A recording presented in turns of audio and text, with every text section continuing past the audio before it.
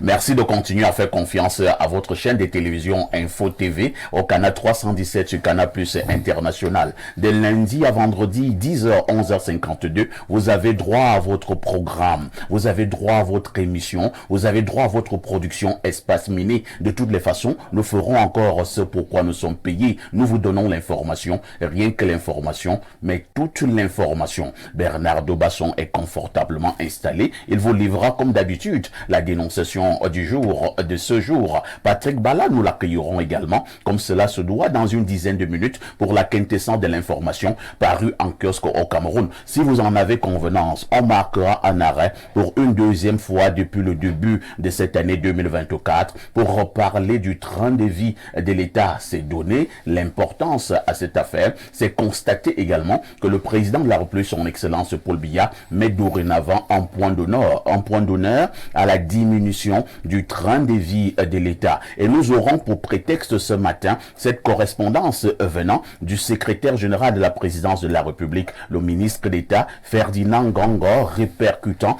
les hautes instructions du président de la République à ses ministres. Il demande tout simplement de réduire le train de vie de l'État. Et la question de ce matin est celle de savoir, selon vous, est-ce que cette diminution, dans un contexte purement camerounais, est possible? On en parlera donc avec nos panélistes comme d'habitude. Si vous nous rejoignez à l'instant, vous avez fait le meilleur choix. C'est celui d'être en direct sur Info TV. Et nous accueillons justement nos invités. On commence par Paul Yombo. Paul Yombo, bonjour. Bonjour Monsieur Haïssi, je passe mes salutations les plus chaleureuses à vos invités sur le plateau, le consultant Monsieur Blerou Niemek et votre invité permanent Monsieur Bernardo Basson. J'étends aussi mes salutations les plus chaleureuses à tous vos invités, à tous vos spectateurs, vos téléspectateurs, qui se comptent par centaines de milliers, par millions. Vous arborez un bon boubou ce matin, hein, de couleur rose. Si c'est vous-même le sapologue qui appréciez mon boubou, je pense que Madame a fait le bon choix. Félicitations à Madame Yombo. Je souligne que Paul Yombo est enseignant d'université. Il est chercheur en sciences politiques. La dernière fois que nous l'avons eu sur un plateau de télévision pour le cas d'Info TV, c'était le 31 décembre. Nous commentions alors le discours du chef de l'État. Paul Yombo, merci d'être là ce matin. C'est moi qui vous remercie. En face de vous, on accueille votre frère et ami, Bernardo Basson, le sucre national. Bernardo, bonjour. Bonjour, parfait ici, bonjour au panel. Paul avait dit qu'il voit toutes les autres filles comme les garçons. en dehors de ça. Vous ne loupez jamais l'occasion de taquiner Paolo. Non, c'est mon frère. Il avait dit. Donc, on espère qu'on verra bientôt sa femme. Parce que moi, je n'ai pas à présenter, puisque moi, je serai polygame. Donc, moi, il faut attendre seulement. Vous avez seulement le dessert, monsieur. faut me respecter. Vous serez polygame? Bernardo n'est pas polygame qui va. Blériot nous en dira peut-être plus tout à l'heure. En réalité, il y en a même qui veulent être polygames. Hein. Je parle des hommes avec petit H, oui, mais qui n'ont pas la capacité, qui n'ont pas la poigne nécessaire. Ils ont la volonté, mais est-ce que la volonté seule suffit pour être polygame? Je n'en sais rien. Mais Blériot est mieux placé pour en parler. Pour faire sérieux, ma polygamie dépendra du comportement de ma compagne. Ça c'est pour être sérieux. Habituellement, même les gens qui deviennent polygames, ce n'est pas parce que la première femme a été défaillante. Je suis d'accord, mais je parle de mon cas. Ça veut dire, pour mon cas, ça va dépendre. Parce que je n'ai pas... Donc vous êtes en train de lancer un message à votre femme actuelle? Oui. Elle doit faire trop d'efforts. Non, pas beaucoup d'efforts. Je ne suis pas compliqué. Je suis pas compliqué. Je suis pas... Les téléspectatrices se demandent dans quel domaine il faut faire les efforts pour... Je ne sais pas ce qui est à Yomba en 2024.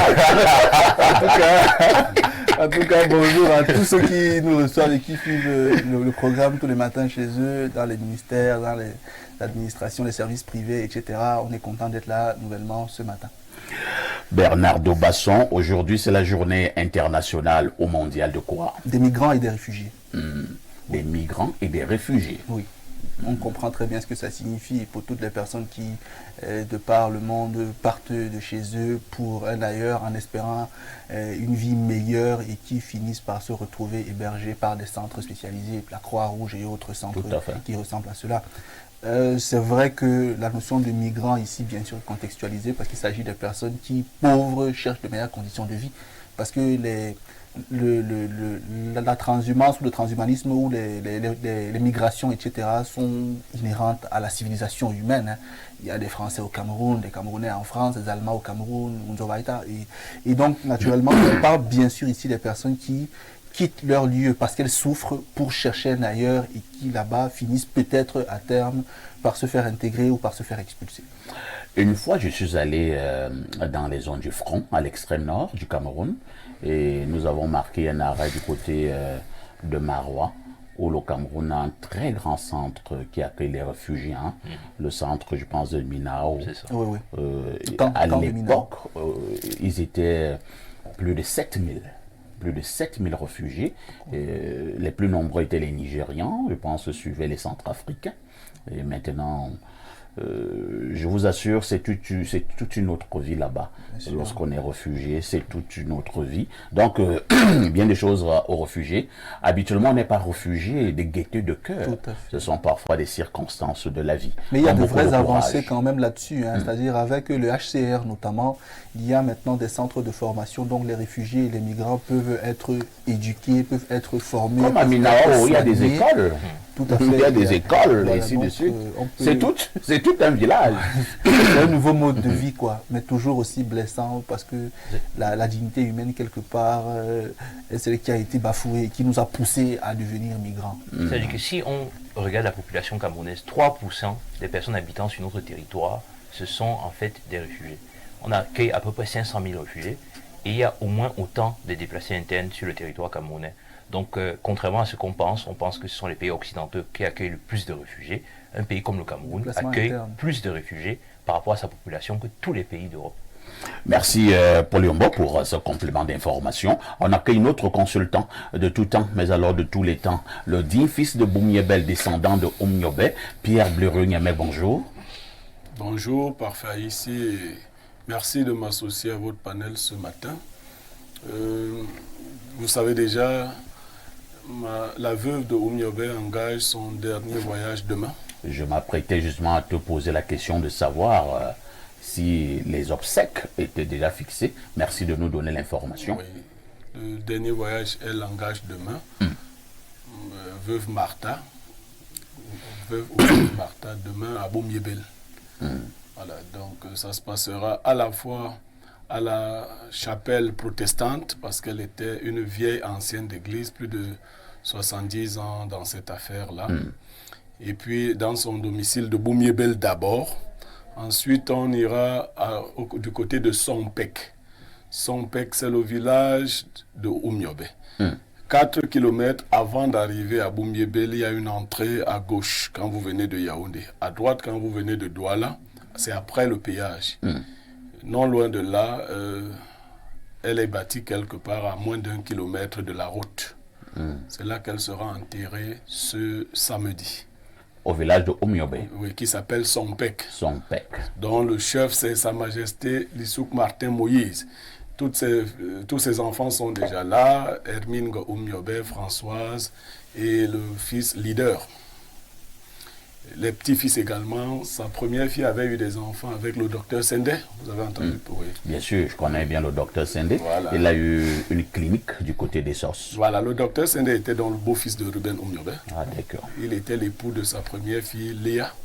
Et ils ont eu de très grands enfants. L'un d'entre eux est médecin d'ailleurs. Et il y a beaucoup d'autres, des avocats et autres. C'est bon tout cela. C'est vrai que Bleriot, nous ne voulons pas créer une polémique, mais je suis un peu surpris que l'on puisse parler de la dernière épouse de Oumniobé, que nous allons enterrer dans ce week-end. Mais visiblement, je ne vois rien. Est-ce que les pouvoirs publics ont véritablement pris cette affaire à bras le corps? Est-ce qu'ils sont vraiment au courant que c'est l'une des choses que Oumniobé nous a laissé? Sa première femme, enfin une de ses femmes est morte, je pense, il y a 4 ou 5 mois. On l'a aussi inhumée. Maintenant, voilà la deuxième, dont la dernière, qui s'en va également. Est-ce que le gouvernement est au courant? Oui, quand c'est bien fait, il faut dire. Le gouvernement est au courant et le chef de l'État s'est fait représenter lors des obsèques de la deuxième épouse Il a également donné une aide substantielle pour l'enterrement. C'est ce qui est également en train d'être fait dans le cadre de ce deuil, le gouvernement.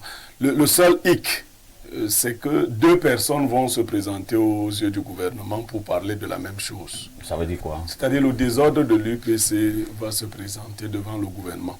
Mais quoi qu'il en soit, le gouvernement a pris des dispositions pour que les veuves de Oumiobé... Est-ce que justement cette affaire-là ne tue pas ce que nous devons sauvegarder dans notre République? Parce que vous dites, 2 personnes de l'UPC vont se présenter. Ça rejoint ce que je ne fais que dire sur les plateaux de télévision depuis de longues années pour Yombo. Les Bassa ont pensé à un moment donné que l'UPC était leur affaire. Non. Et que Omiobe était la chose des Bassa. Non, parfois ici, parce que... Parce qu'on parle des obsèques de la femme de Omiobe. Maintenant, vous nous dites que 2 gens de l'UPC se battent. Je ne comprends pas le parallèle. Le parallèle est simple. Vous connaissez Omiobe à travers l'UPC, n'est-ce pas? Tout à fait. Les SG auraient pu être des Bassa ou pas des Bassa. Je ne vais pas revenir sur ça. Le désordre qui est dans l'UPC a été forgé par le même gouvernement. OK? Et ça lui plaît. Vous n'allez pas seulement aux obsèques de Omiobe. Les 2 SG étaient assis au palais lors de la présentation de vœux, l'un assis à côté de l'autre, qui leur a adressé à tous les 2 des tickets d'invitation. Mais c'est du jamais vu quand même. Sauf que ça fait... Là, bon, comme nous ne sommes pas là aujourd'hui pour l'UPC, nous sommes là pour accompagner Mbombo Martha. Tout à fait. Omiobe a été ainsi traité depuis les premières années.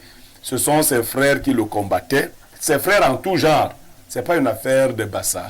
Très bien. Mais comme les Bassa aiment bien les affrontements, même quand il faut s'arrêter, aux obsèques de la précédente, Bapor nous avait donné l'impression qu'il s'était entendu avec son frère. Parce que je vais vous dire, ils ne sont pas seulement Bassa comme les Bassa en général, ils sont Bassa du même village. On les appelle Ndoksoul. C'est 2 Ndoksoul. Il m'avait nargué, lui il m'avait nargué, il m'avait dit que non, son frère et lui se sont réconciliés pendant le deuil. Mais avant la fin du discours, ils s'étaient encore séparés. Et toi, tu étais content? Non, je n'étais pas content. Non, du tout. C'est que moi, j'avais cru que finalement... Bon, je savais que c'était impossible. Parce que c'est lié aux intérêts villes. On n'a pas suffisamment d'élévation. Merci Blériot. On se résume donc en disant que l'épouse de Omiobe, la deuxième, sera également inhumée ce week-end du côté de Sompec, voilà, le village de Omiobe. Merci. Pierre Blériot, la sagesse de ce jeudi au Cameroun. L'âme humaine est naturellement encline au mal. Il faut continuellement la bassiner à la vertu. On peut reprendre? L'âme humaine est naturellement encline au mal. Il faut continuellement la bassiner à la vertu. Ça veut dire quoi? Ça veut dire que nous sommes, pour dire les choses en français simple, nous sommes naturellement mauvais ou portés à faire le mal. Notre âme s'adapte beaucoup à ce qui est mal, la médisance, la haine, naturellement. Pour donc endiguer le mal qui nous habite naturellement, il faut qu'on nous lave à la vertu constamment. C'est pour cela que l'éducation est importante, la religion et tout le reste. Vous verrez que nos enfants aujourd'hui, par exemple, qui ne vont plus à l'église, que ce soit chez les musulmans ou chez les chrétiens, pour qu'on leur dise que les filles doivent aller en mariage étant vierges, si on ne leur dit pas ça à l'église, naturellement, elles se font des viergers avant d'aller en mariage. Drôle d'exemple. Hein? Merci Pierre Blériot. Parfait, ici, si vous observez même. C'est toujours pour la sagesse de ce matin, oui, ou bien pour l'exemple de Blériot. L'exemple est complètement accessoire. Regardez parfois la mine de certaines personnes lorsqu'elles font du mal et comparez leur mine lorsqu'elles font du bien. Quelqu'un, par exemple, qui vous arnaque, parfois arbore un large sourire. Quelqu'un qui vous donne quelque chose, parfois a de la peine à vous la donner. Il se sent vidé de quelque chose. Donc, pour l'âme humaine, naturellement, le vice est plus prégnant. Voilà pourquoi le travail doit être un travail d'inversion du sens des choses. Merci beaucoup. Hein. Cela nous amène également donc à accueillir le dernier panéliste de ce matin. Lui, c'est un jeune franquiste. Il est d'ailleurs le secrétaire général adjoint de ce mouvement. Moubarak, bonjour. Bonjour, parfait. Et bonjour à tout le panel sur le plateau. Bonjour à vos milliers de téléspectateurs qui, chaque jour, nous envoient de ondes positives. Le mouvement des franquistes vous remercie pour l'avoir une fois de plus associé à votre plateau afin de continuer à édifier l'opinion publique. Merci, Moubarak. Je pense que notre technicien fera le nécessaire, parce que je ne vous ai pas reconnu tout à l'heure à l'antenne. Bien évidemment. Vous aviez des allures d'un fantôme. Bien évidemment. Je ne sais pas pourquoi le caméraman peut faire ça, mais on y reviendra. De toutes les façons, vous êtes là ce matin, vous transmettrez nos salutations aux promoteurs, aux fondateurs, aux leaders du mouvement, les franquistes. Lorsque nous avons dit cela, nous marquons la première touche pause. Patrick Bala, bonjour. Bonjour Parfait ici, bonjour au très beau panel, bonjour aux millions de téléspectateurs de ce programme. Patrick Bala est là tous les matins pour nous amener en kiosque. Patrick Bala, que disent les tabloïds? Eh bien, les tabloïds nous conduisent ce matin du côté du journal Maison, Info Matin, justement, qui est en kiosque ce jeudi pour parler d'une actualité assez particulière. Il s'agit des villes inclusives et résilientes. Eh bien, selon le journal, Ketia Cortez annonce la fin du projet pour ce 31 mars. Madame Ketia Cortez donc est satisfaite selon le journal de son avancement dans certains sites depuis le 16 janvier du côté de Douala. Eh bien, la ministre de l'Habitat et du Développement urbain prescrit pour les entreprises qui traînent le pas l'accélération des travaux, un suivi permanent des différents chantiers par les autorités locales et le respect scrupuleux des cahiers de charges. C'est une information à retrouver ce matin en page 3. On parle de l'affaire Martinez-Zogo avec la nouvelle expression qui nous fait savoir qu'il y a un an, Martinez-Zogo était enlevé et retrace d'ailleurs cette scène et selon la nouvelle expression, kidnappé dans la nuit du mardi 17 janvier 2023, l'ancien animateur de l'émission Embouteillage sur les antennes d'Amplitude FM à Yaoundé avait été retrouvé mort le dimanche 22 janvier 2023, un an après, l'enquête pour retrouver les auteurs de ce crime odieux reste embourbée. C'est une information que vous retrouvez dans ce journal de la page 8 à la page 9. À qui profite le crime? C'est la grande interrogation du messager de Feu Pius Ndiaoué ce matin. Selon le messager, entre cause indéfinie de la mort, balbutiement dans l'enquête, procédure politisée, interférence des membres du gouvernement, le flou persiste un an plus tard. Information à retrouver ce matin en page 2. À quand le procès? C'est également l'interrogation du journal Mutation sur cette affaire Martinez-Zogo. Et d'ailleurs, le syndicat des journalistes dénonce les lenteurs et atermoiements dans l'information judiciaire. L'ambiance à Amplitude FM, un an après, c'est à retrouver en page 5 de ce journal. On parle donc du Point qui est lassé des nouvelles annonces de l'opération Épervier, attitude des Camerounais.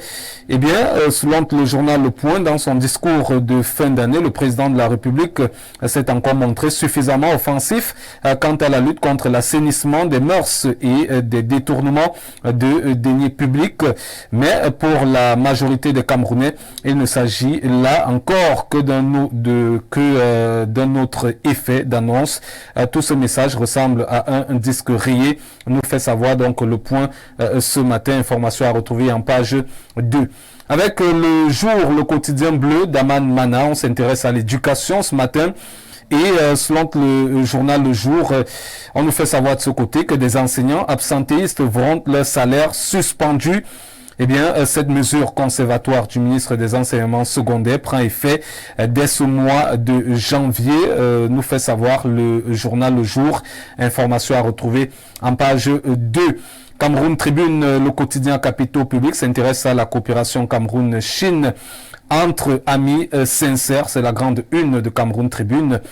Selon le journal, en visite de travail de 48 heures à Yaoundé, Louis Gonzon, membre du bureau politique du comité central du Parti communiste chinois, vice-président, par ailleurs ministre du Conseil d'État et émissaire du président Xi Jinping, il s'est entretenu hier après-midi au Palais de l'Unité avec le président de la République, Paul Biya. Au menu de l'audience, la riche coopération bilatérale entre les deux pays. Information à retrouver de la page 2 à la page 4 ce matin.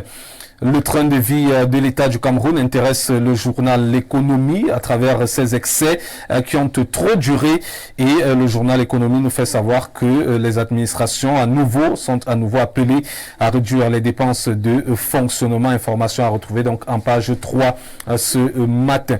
On parle de défis actuels avec les finances publiques. Le Cameroun dans la shortlist des pays les moins endettés, nous fait donc savoir défis actuels en grande une. C'est d'ailleurs ce qui ressort de l'analyse d'un récent rapport du Fonds monétaire international, FMI en abrégé, intitulé Perspectives économiques en Afrique subsaharienne. Information à retrouver ce matin en page 3. On termine avec Capital Info qui parle de qui annonce donc cette grande campagne de santé pour tous dans la commune de Kolafamba, et ce sera sous le haut patronage du ministre du Commerce Luc Magloire Ambarga Tangana. Ce sera cette grande campagne débute ce jour et va s'achever samedi prochain. C'est d'ailleurs avec le journal Capital Info comme en terme à cette revue de presse acte 2 sur Info Télévision. Vous le savez, on garde toujours le meilleur pour ce prestigieux programme. Merci Patrick Bala pour toutes ces informations. Pardon, le 19h comme le 20h tous les soirs. Un fait saillant de l'actualité qui retiendra notre attention. Oui, c'est peut-être le sujet inscrit à l'ordre du jour ce jour. Nous également, on a décidé de s'intéresser à cette actualité. Le train de vie de l'État qui est en nette augmentation. Déjà, on faisait le cliché de ces pays qui sont fortement peuplés, notamment la Chine avec plus d'1 milliard d'habitants, qui n'a qu'un gouvernement de 20 ministres, alors qu'au Cameroun, nous sommes à moins de 40 millions d'habitants avec un gouvernement d'une 60aine de ministres et assimilés. Donc, on a décidé, le 19h et le 20h, ont décidé de s'intéresser à cette actualité ce soir. Merci Patrick Bala. Nous nous disons à demain 10h. À demain par Faïs. On accompagne Patrick Bala avec cette légère transition. Si vous avez l'impression que vous êtes victime d'abus dans votre localité, dans votre quartier, dans votre pays, une seule adresse Info TV et nous ferons le reste.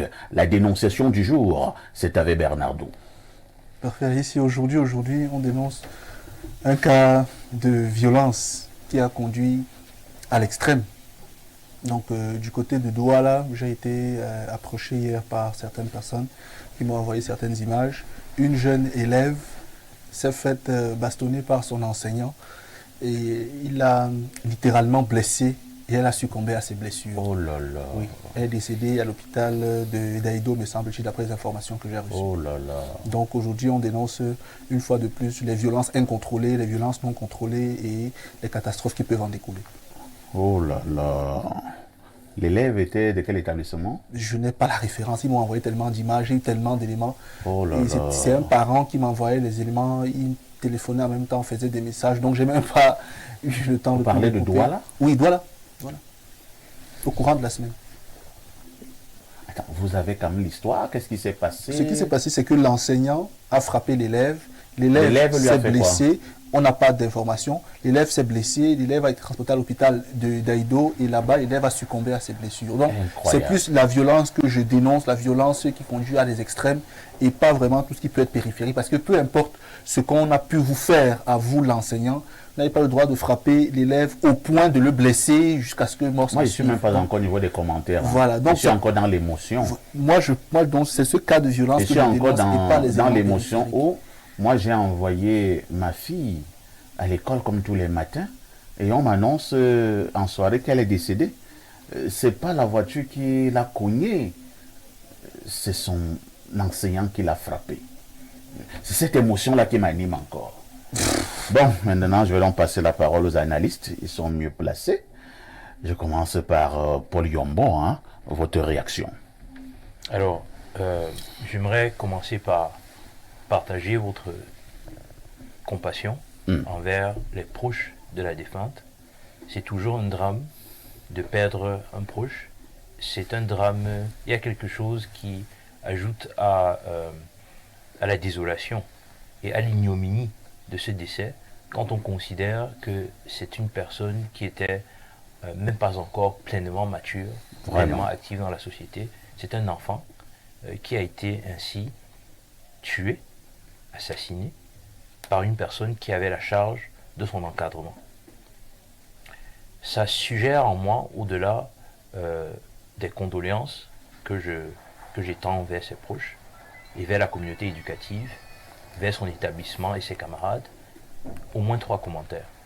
Le premier commentaire, c'est de relever que la violence en milieu éducatif est une aberration. Le recours à la violence est toujours une défaite. C'est une défaite de l'imagination morale, c'est une défaite des techniques éducatives, c'est-à-dire qu'on a là un enseignant qui a fait défaut, n'arrive pas à maîtriser son ses émotions, ses élèves, il n'arrive pas à maîtriser ses élèves et il se sent obligé de faire recours à la violence. Il faut dire que ce recours à la violence est facilité par un contexte qui normalise les sévices corporels à l'endroit des apprenants. C'est un contexte qui nous vient de non seulement le passé colonial, parce qu'il faut le rappeler que beaucoup de sévices corporels que subissent aujourd'hui les Camerounais, que ce soit les Africains de manière générale d'ailleurs, et les Noirs de par le monde, que ce soit dans le milieu éducatif ou dans la famille, c'est en fait, contrairement à ce qu'on pense, non pas la culture africaine qu'on brandit comme étant le prétexte de ce type d'action, mais c'est en réalité le conditionnement colonial qui nous a fait croire que l'être africain, l'être noir, le noir, était un être qui était à la frontière de l'objet et de l'homme. On nous avait dit à un moment donné que les oreilles de l'homme noir, c'est au niveau de son postérieur. Tout à fait, monsieur. Donc c'est là-bas que l'homme noir, lui, l'écoute. Tout à fait. Donc il faut le fouetter pour qu'il l'écoute. Par ailleurs, Achille Mbembe définit le nègre ou le noir comme l'espace où se joue la fongibilité entre l'humain et l'objet. C'est-à-dire que quand on confond l'être humain et l'objet, on est en face du noir. C'est ça l'invention du noir historique. Et donc il faut rappeler que... Il y a même votre frère noir qui avait aussi dit que la raison est Hélène. Et l'émotion est nègre. C'était votre frère noir. Je préfère ne pas commenter les propos du président Senghor parce que ça relève aussi d'autres considérations philosophiques qui risquent de nous amener très loin. Pour rester précisément focalisé sur la situation, je faisais cette évocation-là pour que tous ceux qui s'adonnent avec un certain plaisir masochiste au sévice corporel, parce que parfois des gens prennent des plaisirs masochistes à cela, qui comprennent qu'ils ne sont pas dans l'application d'un ordre établi par des quelconques ancêtres, ils sont dans le dévoiement de la relation entre l'encadreur et l'encadré. Le deuxième commentaire, vous ajoutez par là. parce que étant moi-même enseignant, je suis particulièrement sensible à la situation. Le deuxième commentaire, c'est que j'interroge la formation des enseignants, parce que je ne sais pas quel est le contexte spécifique, mais qu'il s'agisse d'un enseignant qui soit sorti de l'école normale, on doit interroger aussi la pédagogie qui est enseignée à ces enseignants. Mais à un moment donné, même pour Liombo, je ne vous interromps pas, on peut très bien vous enseigner cette pédagogie à l'école normale, et je n'ai même pas de doute qu'elle est bien enseignée du côté de l'ENS, mais il y a certains sorciers sortis de l'école normale, lui fait comme bon lui semble. Tout à fait. Bon, je vais voler un peu. Non, ça ne relève pas de la pédagogie. Ça relève à la limite d'une enquête de moralité. Si dans les différentes fonctions que les gens occupent, on faisait une enquête de moralité, on saurait par exemple que quelqu'un qui est psychologiquement instable ne doit pas être enseignant. Et vous entrez dans des établissements, vous voyez des professeurs qui grondent comme des fous. Non, un enseignant, un médecin, c'est quelqu'un de posé, c'est quelqu'un de doux. Alors vous envoyez souvent, on nomme parmi les surveillants généraux les plus brutaux. Bon, ils confondent. Il y a le nozo. Donc, si vous êtes fort, vous allez vous exercer sur les terroristes. C'est comme ça. Mais il faut ajouter à ça, en fait, le contexte. Oui, je chute rapidement. Il faut ajouter à ça, c'est-à-dire qu'au-delà d'interroger la responsabilité individuelle de l'enseignant, qui est engagé pleinement, et je ne pense pas qu'il y ait une seule personne qui va contester cela, il faut qu'on puisse interroger en tant que société sur, d'une part, comment nous sommes arrivés là, Et qu'est-ce qu'on peut faire pour réduire la probabilité que cela se reproduise? Pour cela, il faut réduire, disons, l'acceptabilité sociale du recours à la violence comme moyen de résoudre les problèmes des conflits et la légitimité de la violence dans le cadre de l'enseignement. Mais il faut aussi questionner les conditions dans lesquelles on est en train de former nos enfants. Est-ce qu'une salle de classe avec 200-300 élèves, avec un ratio enseignant élèves qui explose est en fait le contexte aussi le plus approprié pour délivrer du savoir, pour délivrer du savoir-faire, du savoir-être, du savoir-vivre à nos futures générations. Merci Paul Yombo. Moubarak, une élève est donc tombée, un enfant est mort. Parlons de manière très simple du fait de la violence d'un enseignant. Un enseignant a tapé sur une élève et mort s'en est suivi du côté de l'hôpital. Votre réaction? Bien, c'est d'abord beaucoup de stupéfaction et de désolation. En tant que parent, on est censé partager les profondes peines, les profondes douleurs que sont en train de subir certainement l'ensemble des familles auxquelles appartenait cette jeune demoiselle, notamment sa famille biologique, mais également ses camarades qui prendront désormais peur du milieu scolaire dans lequel ils sont censés se faire former à devenir des leaders de demain. Et au-delà, bref, je pense que la gente féminine aussi particulièrement peut se sentir plus ou moins indexée par un tel comportement. Et j'ai même de la peine à dire des condoléances, parce que j'ai l'impression que c'est une très grande facilité d'envoyer comme ça des condoléances à une famille, parce que bon, l'enseignant, et puis on dit des condoléances comme si c'était suffisant pour diluer ou alors extirper la douleur que la famille au centre nucléaire de cette fille-là ressent actuellement. Je ne pense pas qu'il y ait quelque chose qu'on puisse leur dire qui puisse assoupir cette douleur-là. Nous pouvons juste compatir de cela. Et maintenant, il y a quand même une grande difficulté qu'il faut relever. Je pense qu'il y a un an aujourd'hui, la ministre, un peu plus d'un an et demi même, la ministre des Enseignements secondaires, professeur Nalova, interdisait notamment le recours au fouet dans les établissements scolaires. Alors, lorsqu'on est... il y a eu tout un texte, hein? Il y a eu tout un texte pour cette interdiction-là. Donc, lorsqu'on se retrouve aujourd'hui à constater qu'on peut, de manière aussi banale, mépriser la décision du ministre et que l'établissement dans lequel ça se fait continuer à fonctionner librement, il y a quand même une question de sérieux qu'il faut se poser. Si rien qu'au niveau de l'établissement, on ne peut pas se charger de répercuter les décisions gouvernementales de manière à ce que cela soit appliqué, il y a un problème. Maintenant, on n'a pas seulement fouetté, mais on est allé jusqu'à ôter la vie à une jeune fille. Encore, il faut questionner la conscience même de tous ceux-là qui se retrouvent dans le milieu scolaire. On peut même également convoquer les cas où les enseignants ont été poignardés aussi. Je voulais justement poser cette préoccupation. On ne sait pas si c'est une préoccupation. Lorsqu'il est arrivé et que les violences étaient faites à l'endroit des enseignants, nous, sur ces mêmes plateaux de télévision, nous avons condamné avec la dernière énergie, par exemple, des enseignants qui ont été poignardés. On a dit stop. Un élève n'a pas le droit de violenter son enseignant. Maintenant, est-ce qu'on c'était pour dire que bon, les enseignants, ils ont le droit de tuer les élèves? Non, non. De toutes les façons, prenons l'équilibre. Nous ne sommes pas dans une dynamique de vengeance entre enseignants et enseignés. La dynamique, c'est beaucoup plus celle de l'équilibre et de la conscientisation. L'enseignant est censé donner le savoir.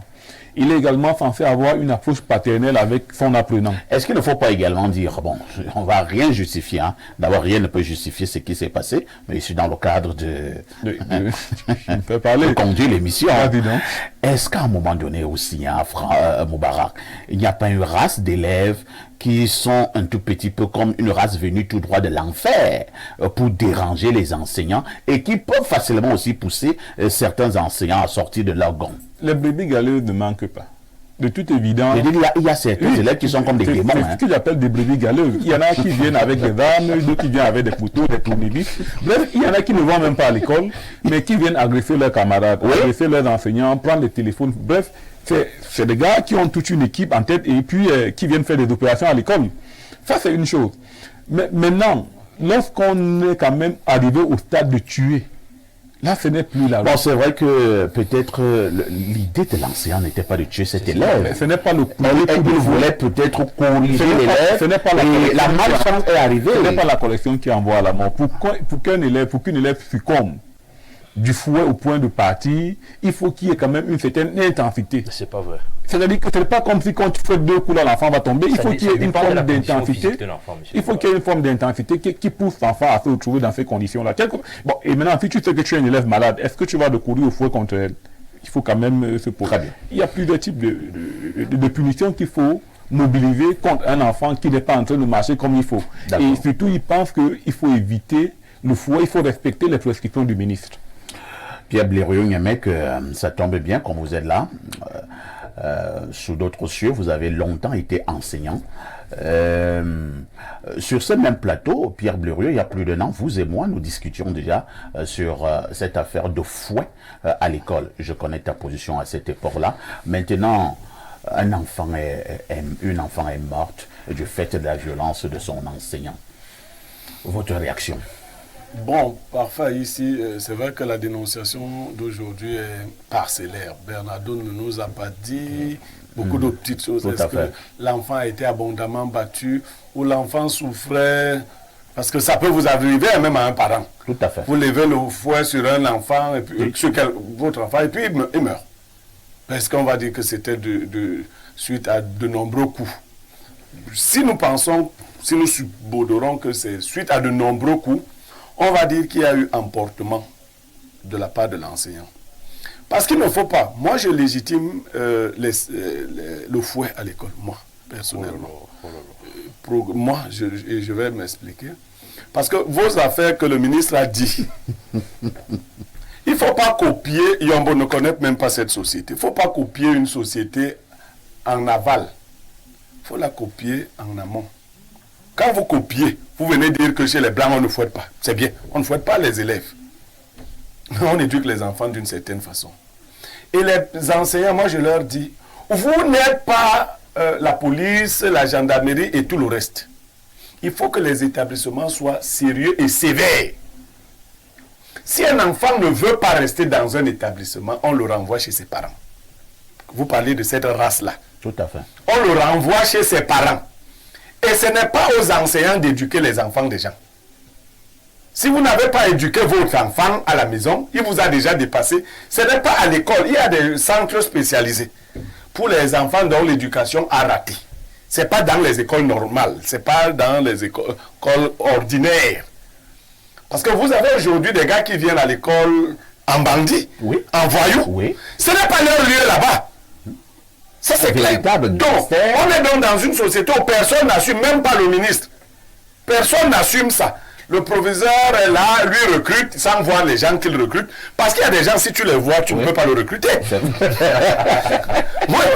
Il y a des individus. Ça, c'est vrai. Oui, ici, il y a des garçons dans nos établissements, si les proviseurs les avaient vus de leurs yeux, ils ne les auraient pas recrutés. Tu sens que ici, ça c'est un chef de gang. Quelqu'un a les cheveux debout comme ça, il a les tatouages, les yeux sont noirs. Tu sens que non, celui-ci ou celle-ci, bien évidemment, il y a des gourgandines qui viennent, c'est pas parce qu'elles s'amusent à rester au quartier, vous savez, la tenue donne l'impression qu'on est jeune. Oui. Elles viennent donc encombrer les salles de classe. Si on prenait tout le soin d'observer toutes ces choses, tout le monde n'est pas obligé d'aller là-bas. Alors, on ne les prendrait pas. Maintenant, on les prend, on les met sous la responsabilité des gens qui n'ont pas reçu la formation adéquate pour de tels... Parce que ça, c'est des brigands. Oui. Bon. L'enseignant croit donc qu'il doit jouer les flics. C'est pas son rôle.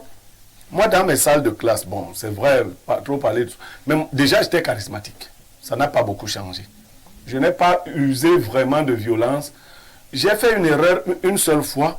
Et un censeur m'a repris, mais c'était dans la jeunesse. J'avais fait coucher au sol tous les enfants d'une classe de 5e. Un mardi. Et le sol n'était pas cimenté. Le censeur est venu, il a vu ça, il m'a appelé dehors. Il me dit, tu vois ce que tu viens de faire là. Et les enfants, eux, ils étaient contents. Il me dit, non, ce sol n'est pas cimenté. Les maladies et autres. La plupart de ces enfants n'ont qu'une seule tenue. Nous sommes mardi.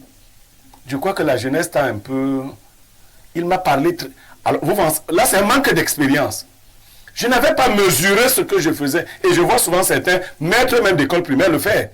Quand je suis rentré en salle, j'ai demandé aux enfants de se lever. Ils se sont levés, chacun essayait de taper la poussière et tout. J'ai revu le film et j'ai été profondément choqué moi-même. C'était la dernière fois que je faisais une telle punition dans une salle de classe. Alors, j'ai compris qu'avec... Mais eux, ils étaient des enfants de 5e.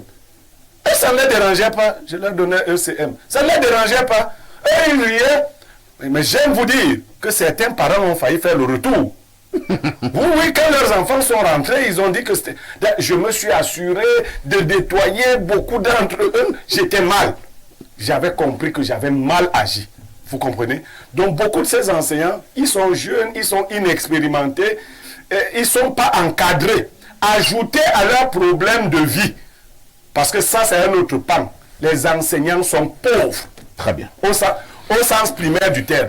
Ils arrivent donc parfois ici en salle avec trop de problèmes. Vous savez, quand quelqu'un n'a pas mangé la veille, et qu'aujourd'hui, il ne sait pas comment on va arranger les questions de sa maison, il est nerveux. À la moindre incartade, il a frappé. Il a pris feu. Donc, il déverse sur l'élève une bile particulière qui n'est pas liée même à la faute, parce qu'il y a disproportionnalité entre la faute et la manière de corriger. Même un papa dont la femme a fait des choses pas bien, quand il tape sur ton enfant, tu vois, c'est l'enfant qui subit. Mais tu vois la manière de taper, c'est-à-dire quand ta mère a refusé ton papa, tu vois comment ton papa te tape, tu dis que mais, attends, c'est toujours pour les assiettes non lavées qu'on me tape comme ça. Non, il y a beaucoup trop de choses à faire. Maintenant, nous pleurons un cas gravissime, que chacun se regarde lui-même. Ceux qui font le métier sans vocation, qu'ils sachent qu'ils doivent se faire encadrer par beaucoup d'autres. L'enseignant doit donner beaucoup plus d'amour que de violence dans une salle de classe. Et je vous assure, c'est une grande arme. Celui qui aime les enfants les pousse à l'aimer. Dans la même classe, vous verrez un enseignant qui est hué, d'une part de par son comportement, d'autre part de par la maîtrise du sujet. Mais vous verrez que dans la même classe, un tel autre enseignant est adulé. Vous avez été élève. Il y a des enseignants, quand ils entrent, tout le monde est content. Tout à fait. Ça se passe bien. Mais il y en a d'autres, ils entrent, ils commencent d'abord à insulter les jeunes filles, toi. C'est-à-dire, de son cadre d'enseignant. Regarde, ils vont même loin, ton mauvais postérieur. Mais un enseignant qui s'intéresse au postérieur, à la forme du postérieur, à la qualité, au point d'apprécier que c'est bon ou mauvais. Oh, Blériot, tu vas tuer quelqu'un de rire ici un jour. Bernardo Basson, nous rions, mais le cas est grave, une élève est tombée. Est-ce que ce n'est pas le moment, par excellence, de parler à certains enseignants inexpérimentés et tout ce qui va avec? Bon, si je ris, c'est pas pour le cas triste. Hein. Non, si pas du tout. C'est pour la sortie de Niémec. Ça me rappelle justement certains collègues qui, parfois, pendant la pause, faisaient des cours de géographie sur les bassins et les postérieurs de certains élèves. Ça, il faut dire, oui. Mais c'était des collègues voyous. Les formes, le relief, la texture, des enseignants, etc. Oui, des enseignants. Quand vous avez donc ce genre d'enseignants, les enseignés seront comment?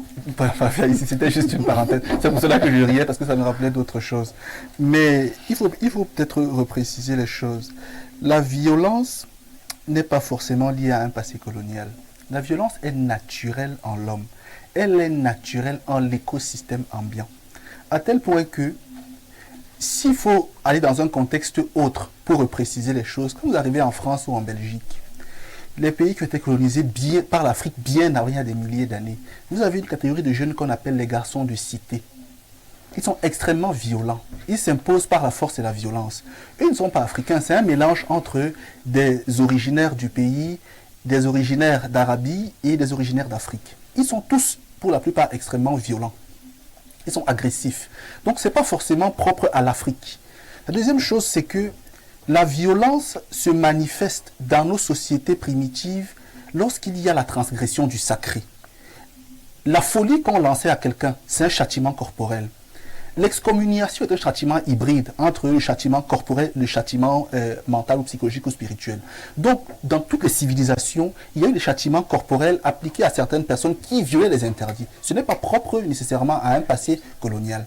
La troisième chose, c'est que la violence est d'autant plus naturelle que les hommes, en construisant leur société, ont intégré la police, la gendarmerie et autres, parce que la violence existe et ces corps sont censés non pas l'éradiquer, mais l'endiguer, la contrôler. Parce que la violence devient dangereuse lorsqu'elle franchit un certain seuil. On parle de seuil élevé de violence. À partir de là donc, en vivant les hommes, en fonction des contextes génétiques, des contextes biologiques, familiaux, développent ou ont des prédispositions à manifester des plus grands seuils de violence que d'autres. Là, M. disait très bien que le statut mental ou moral de quelqu'un devrait bien sûr être préalable à sa qualité d'enseignant parce qu'on devrait savoir si en lui, il a des germes ou des prémices de violence plus que d'autres. Il y en a qui sont plus calmes que d'autres, moins violents que d'autres. Maintenant, concernant l'école précisément, moi, je suis pour le fouet à l'école, mais une fois de plus jusqu'à un certain seuil. Pourquoi ? À un certain moment, il y a des personnes qui, de par les environnements desquels elles viennent, ces personnes-là, n'ont pas un contact facile avec le discours ou avec le dialogue. Ce sont des personnes qui, lorsqu'elles transgressent l'interdit, doivent être recadrées avec beaucoup plus de sévérité, mais dans un certain seuil et en fonction de l'état de la personne. Comme quelqu'un a dit, si tu as un enfant malade, tu ne le frappes pas. Si tu as un enfant fragile, tu ne le frappes pas. Mais justement, on parle de ceux qui sont récalcitrants, qui sont parfois même violents en eux et qui ne peuvent être dominés que par une violence supérieure. Il y en a qui ne se sentent vivants que lorsqu'ils ont l'impression qu'une force supérieure peut les assujettir. C'est ceux-là qu'il faut bien sûr encadrer, il faut cibler et il faut éventuellement les violenter. Mais dans le seuil raisonnable et tolérable, pas de manière excessive. Donc, vous êtes d'accord avec le fouet, mais un fouet mesuré.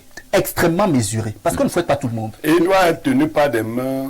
Et il faut justement que des personnes qui ont la conscience de ce que je fouette, non pas pour détruire, mais pour corriger. Je fouette non pas pour vraiment châtier, mais pour recadrer, pour tenir ce fouet-là. Si on le confie à des personnes qui n'ont pas forcément la lucidité suffisante, ça va dégénérer. Ça peut aller dans tous les sens. Oui, donc vous allez chuter. Maintenant, sur le plan juridique, oui, la responsabilité civile de l'établissement sera engagée, mais celle pénale de l'enseignant sera retenue. Et surtout, sa culpabilité. Parce que la culpabilité est générale, la culpabilité est individuelle. Donc, sur le plan pénal, l'enseignant sera coupable sûrement d'homicide involontaire. Mais l'école sera civilement responsable. Il va donc certainement dédommager la famille, prendre sur elle cette école-là d'organiser des obsèques, etc. Mais il faut quand même dire aux enseignants que le fouet devrait être exceptionnel.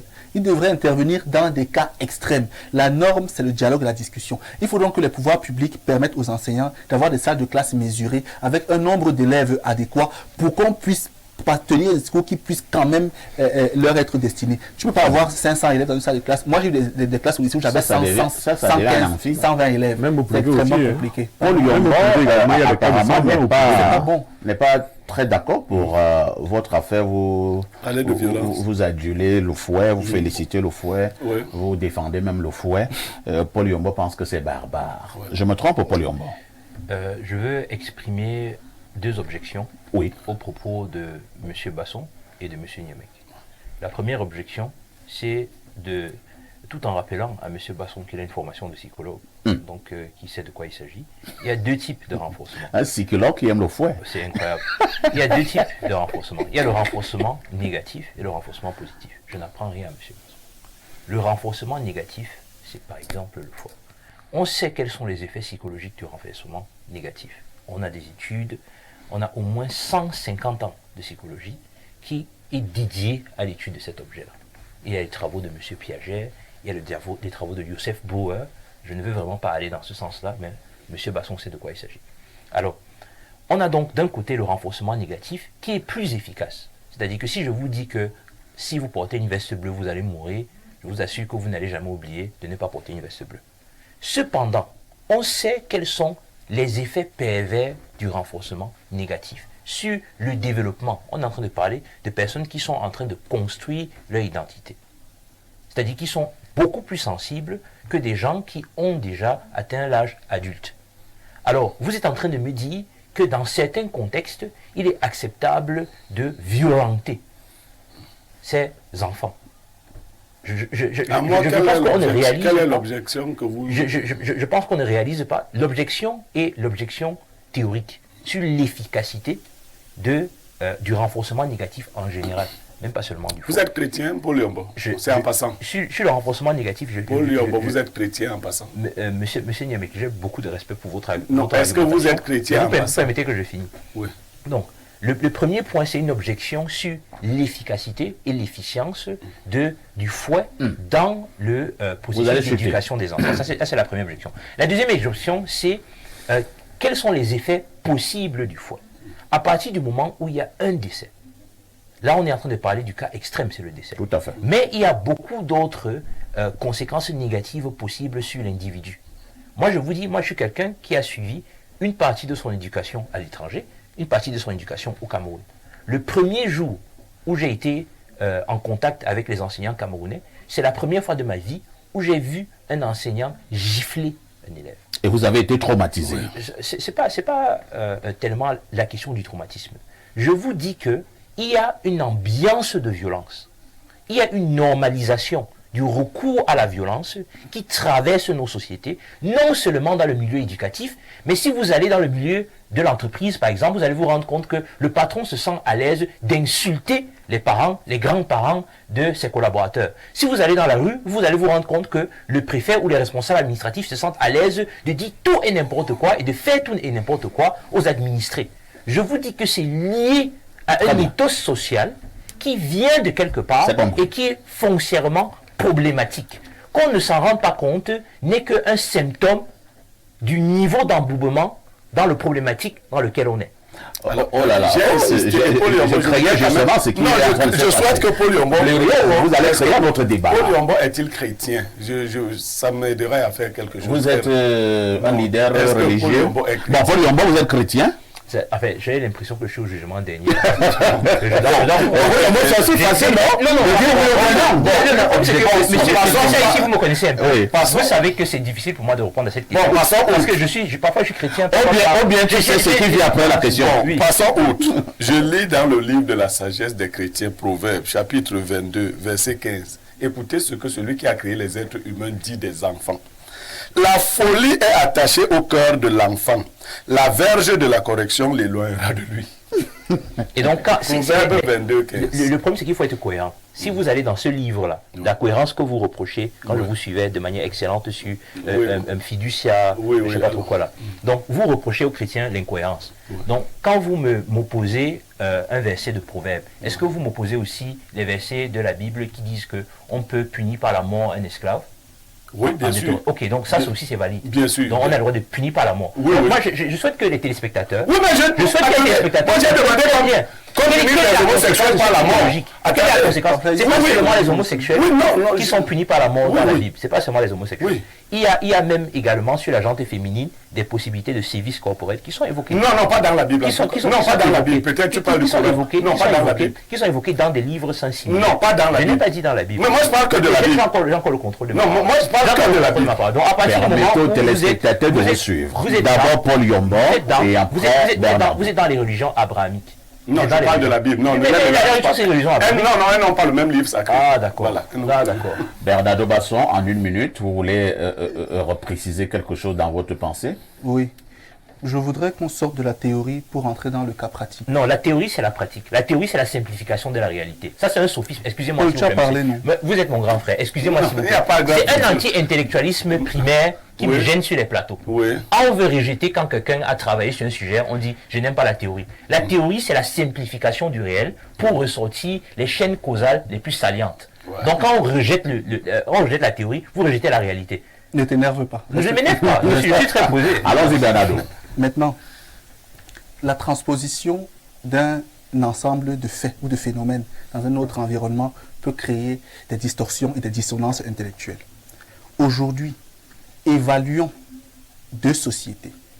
L'une dans laquelle certains jeunes, dans leur évolution, dans leur construction, ont parfois été, je ne vais pas dire violentés, ont parfois été châtiés corporellement On a été châtiés, pour des travers. comme ça. Une autre dans laquelle on a été, voilà. on a été éduqué de manière douce. Observez à l'arrivée les comportements sociaux des uns et des autres. Vous verrez que vous avez d'une part des personnes capricieuses, des personnes chiantes et qui sont méprisantes. Et d'autre part des personnes dressées, structurées et respectueuses. Vous comprenez donc que quelque part, dans les environnements dans lesquels on veut toujours mettre à l'écart le fouet comme étant une situation qui est barbare ou moyenâgeuse, on construit une société dans laquelle il n'y a presque plus de respect des normes. Parce qu'à la vérité, même la justice, lorsqu'elle nous enferme, manifeste une espèce de châtiment corporel. Donc le fouet n'est qu'une déclinaison des châtiments corporels. Il ne faudrait pas fixer... Pardon? On respecte les normes dans notre société. Au Cameroun. Oui. Alors, permettez-nous de lire, on reviendra à toi tout à l'heure. Hein. Les téléspectateurs ont également droit à la parole. Bonjour à vous sur le plateau. L'acte est regrettable car il y a mort d'homme, c'est évident, mais il est indispensable de ramener la correction à l'école, car les élèves n'ont plus peur des enseignants, sous prétexte que le ministre demande de ne pas battre sur eux. Cette semaine, j'entre dans ma classe, je demande aux élèves de prendre les papiers sous leurs pieds, car on ne peut pas travailler dans une classe qui n'est pas propre. Certains l'ont fait. Quand je passe entre les bancs, je vois les papiers sous les papiers d'un. Quand je lui demande de sortir, il va se mettre devant la classe et dit à ses amis, après, quand on va battre sur eux, ils vont se plaindre partout. J'étais dépassé. Voilà. Autre message ce jour, totalement d'accord avec monsieur Blairou Niemek. C'était un enseignant très charismatique du côté des Bois-Loire. On l'avait surnommé Abin Mpele à cause de sa démarche. C'est Biboum Lipoum des Bolova. Vous le connaissez? Oui, bien sûr. Autre message ce jour. Les gars, pardon, baissez le niveau. Moi, je me suis arrêté au cours élémentaire 1. Tu écris bien, quoi. Autre message, bonjour le panel, l'acte posé par l'enseignant est condamnable, nous en convenons tous, mais de là à stigmatiser une race, une société donnée, c'est exagéré. Ce n'est pas en Afrique qu'un chef de l'État a été giflé publiquement. La violence est humaine et nous devons la combattre sans avilir certains. C'est Tête de Yaoundé qui envoie le message. Autre message ce jour, quelqu'un nous dit ici, Otep, à vos perfecto, le fouet est un legs colonial qui, aujourd'hui, est ancré dans l'idéologie de certains pédagogues. Ajoutez à cela le catalyseur religieux dans lequel Proverbe 22:15 préconise cela. Les enseignants se voient ainsi accomplir une volonté divine. Le fouet est important jusqu'à un certain niveau de conscience. C'est du chaos que vient l'ordre. C'est sacré. Autre message ce matin. Monsieur Yombo, relisez encore vos revues de psychologie. La méthode de renforcement négatif que vous semblez condamner relève de la méthode de transmission par frustration, qui est une méthode qui n'est pas défendue dans l'application de la pédagogie. Le problème ici, ce sont les écarts des enseignants, comme le relève si bien Monsieur Niemek, c'est Valentin Oum depuis Douala qui envoie le message. Je vous amène au 213, c'est l'Algérie. Bonjour perfecto, c'est très douloureux ce qui arrive à cet élève. Puisque la dénonciation parle de la violence en milieu scolaire, je ne suis pas trop d'accord avec ceux qui disent qu'un enseignant ne doit pas taper les élèves. Le dernier communiqué du ministre de l'Enseignement secondaire avait interdit aux enseignants de battre sur les élèves et certains enseignants avaient aussi pris certaines résolutions dans certains groupes WhatsApp. Ils ont décidé que pendant leurs heures de cours, même s'ils croisent deux élèves en train de se tripoter, de se caresser ou de s'embrasser dans les couloirs ou dans la salle de classe, ils vont passer leur route. Même si les élèves se mettent C'est ça aussi le risque. Se mettre ça n'a à rien à danser, voir. Ça n'a à absolument rien à chanter, à crier ou à bagarrer dans la salle, ils vont continuer à donner leur cours dans les bruits et dès que son est fini, il sort et il part. Il pointe son Et je argent. pense que de telles résolutions ne sont pas bonnes pour nos enfants. On doit les fouetter à l'école. Maintenant, parlant de l'enfant qui est mort dans la dénonciation, on peut faire comme ça, que ses parents l'avaient déjà vendu quelque part jusqu'à prendre l'avance de l'argent. Et maintenant, le professeur est venu juste porter sa part de malchance sur elle. Un cas similaire s'est produit ici, en Algérie. Et après le résultat de Un cas l'autopsie, similaire, on a l'enfant n'était pas mort suite au fouet, mais plutôt suite à un poison qu'il avait mangé la veille. Incroyable. Autre message ce jour, bonjour à vous sur le plateau de Espace Miné. Les enfants subissent seulement l'éducation ratée des élèves par leurs parents. Les enfants de nos jours sont difficiles à recadrer et à éduquer. C'est Pideux depuis Yaoundé qui envoie le message. Je vous amène au plus 30. C'est quel pays là? C'est la Grèce. Bonjour Odemina, bonjour Perfecto, bonjour Bernardo, bonjour Blériot. Je vous assure, l'Africain ne peut pas marcher sans fouet. Nous sommes têtus, contrairement à l'Occident. La majorité écoute et respecte les règles. À l'école, l'enfant sait ce qu'il peut faire et ce qu'il ne doit pas faire. Je vais vous prendre un exemple, Perfecto. J'ai un garçon de 6 ans à la maison. Il connaît les chaînes de télévision qu'il peut visionner à son âge, même à l'absence des parents. Pas besoin de faire la police derrière lui. Contrairement chez nous, lorsque tu dis à un enfant de ne pas faire telle chose, c'est ça qu'il va faire pour voir ce qui va se passer. Nous regrettons ce cas parce qu'il y a mort d'homme. C'est Claude Thibault depuis Athènes, en Grèce, et qui envoie donc ce message. Et il parle à partir d'Athènes, en Grèce précisément, où il y avait l'une des cultures les plus violentes en Grèce. Ça a changé. C'est-à-dire que quand vous prenez Sparte bon bref. Autre message, bonjour le Phénix, tu as même trouvé Blériot là où il est très cultivé, altruiste, sage. À partir d'aujourd'hui, tu es ma référence et mon modèle. Je suis Moundan et toi Bassa, mais tu es mon frère, même père, même mère. Pour cet enseignant, c'est un maquisard. C'est Djibril N'Djamena qui envoie donc Djibril, tu es mon frère, même père, même mère. le message. Alors, lisons un ou deux derniers messages. Hein. Bonjour, Monsieur Parfait ici. Mon frère, tu as réussi au moins de ton émission. Nous apprenons des choses importantes de vos experts.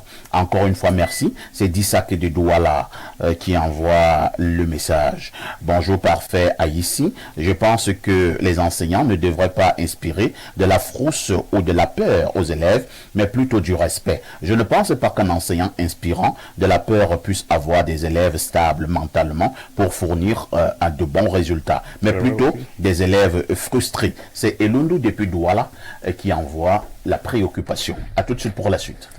Bon retour sur ce plateau d'Espace Miné tous les jours de lundi à vendredi 10h 11h52 au canal 317 du canal plus international. Nous vous l'avons dit en ouverture ce matin, nous revenons sur ce problème essentiel dans notre pays, le Cameroun, le train de vie de l'État. Avez-vous l'impression que la diminution de ce train de vie puisse effectivement être possible?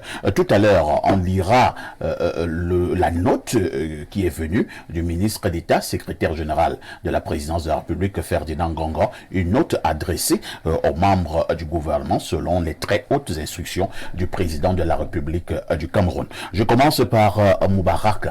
Moubarak, lorsqu'on parle de ce train de vie de l'État, ils sont nombreux qui pensent que pour le cas du Cameroun, nos ministres, nos directeurs généraux et tous ceux qui gèrent de manière générale les caisses publiques en abusent. Vous partagez cette opinion? Dire en abuser, c'est un peu de trop, mais toujours est-il que le chef de l'État est revenu dessus à plusieurs reprises, notamment... Il n'en abuse pas.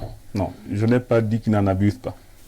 J'ai dit que vous... On vous a présenté non, comme franquiste. Il est important que vous me laissiez dire ce que je veux dire, et que vous ne me coupez pas. Je ne souhaite pas récupérer les mots utilisés par Papa ici. Le modérateur a dit « on abuse ». Vous dites que c'est un peu de trop. Ça devient compliqué. Oui, allez-y. Je dis bien que je ne porte pas ce terme-là. Vous choisissez vos mots. Je laisse Parfait le dire. Oui. Il a demandé, il n'a pas dit. Je dis donc que je ne porte pas ce thème-là. Pourquoi vous l'embrouillez, Moubara, monsieur Niémec? Moubara, vous allez parler, rassurez-moi. Et personne ne va vous déconcentrer. Justement, je ne sais pas parce que là, c'est plus la même d'essayer de faire tout ce qu'il veut, c'est de me faire dire que je ne porte pas ce thème-là. Vous choisissez vos expressions. Bien évidemment. Donc, j'étais donc en train de dire que le chef de l'État est revenu sur cette question-là à plusieurs reprises, et particulièrement lors de sa dernière allocution, en montrant qu'il est important de diminuer l'assiette des dépenses de l'État. Lorsqu'il a dit ainsi, cela démontre quand même qu'il y a un problème en son sein et peut justifier le questionnement que vous aviez mobilisé ce matin. Effectivement, je pense qu'il y a des dépenses de trop, des réunions de trop, des collectes, des colloques, des marchés, des choses qui n'ont pas véritablement pour but de faire ce que le Camerounais lambda vit bien, soit heureux et du moins rencontre les conditions de vie qui devraient être celui d'un être humain en 2023. Il y a quand même des formes d'exagération qu'il faut soulever.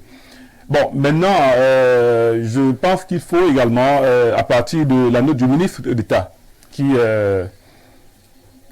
répercute l'instruction du chef de l'État envers les différentes administrations, il faut être optimiste à l'idée de se dire que peut-être on ne va plus acheter le stylo à 1000 francs et qu'on va désormais peut-être l'acheter à 100 francs. Il faut être optimiste en pensant que on va véritablement diminuer le nombre de colloques, de missions à l'étranger et l'ensemble de toutes ces choses-là qui finalement ne sont pas toujours en train de produire un résultat, un impact significatif sur le quotidien des Camerounais.